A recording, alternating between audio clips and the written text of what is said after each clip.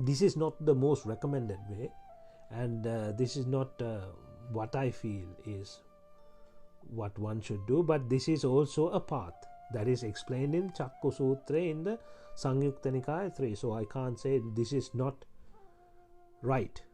Okay, and the Dhammanusari is the one who comprehends, who understands, he knows in and out. He doesn't let anything go. He just digs in and asks questions. He questions. When one comprehends the right Dhamma and becomes noble and sees the path, is called the Dhammanusari.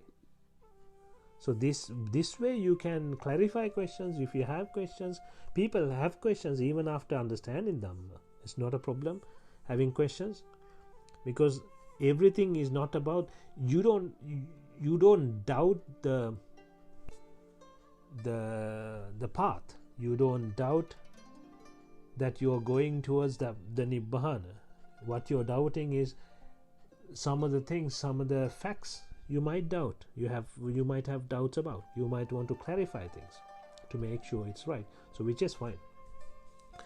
The Chanda Raga for Panchaskandhe is also called Pancha Upadanaskandhe, Satkaya, Kama and Asada. So in this what we learned was the Chanda Raga for Panchaskandhe is also called Pancha Upadanaskandhe. So Pancha Upadanaskandhe or Chanda Raga for Panchaskandhe or Satkaya or Kamaya or Asada, they are all the same.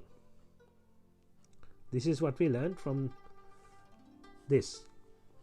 Right. Moving on to the next sutra, which is in Samyukta Nikaya 1, Nasanti Sutra, page 43. There are things in the world. When we say there are things in the world, that is the Panchaskandhe. The suffering starts with the Trishna. So that is the Upadana. Getting rid of Trishna will eliminate the suffering. This way you eliminate, this is the way you eliminate the suffering. So it's explaining there are things in the world. Right? The things can be, it could be fancy things or whatever things. Right? Just because there are things, there is no suffering. The suffering starts when you attach with Trishna. So in order for you to get rid of the suffering, you need to stop the attachment. Although there are various types of things in the world, they are not karma. The karma is created in the mind. So that is what you need to understand. So this is a very important sutra for you to remember, because in this sutra is where it says karma is a mental fabrication. Sankappa rago purisassa kamo. It says it is a mentally fabrication.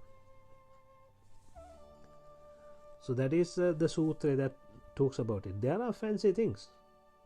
When I say fancy, what I mean is manavadana. But non-attachment to these is the important thing. Just because it was a pleasurable, it was sukha vipaka, you shouldn't attach to it. You don't say ugly.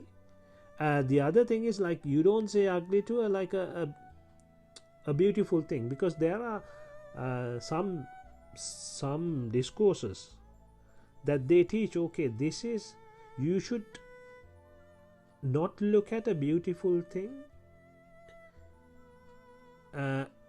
as beautiful. You need to look at it as ugly. So if you see a nice lady, you have to say to yourself, this lady is ugly. So that is not the right way, right? There are teachings like that, right? That is not the path. That is not Buddha's teaching. If there is something nice, it is nice.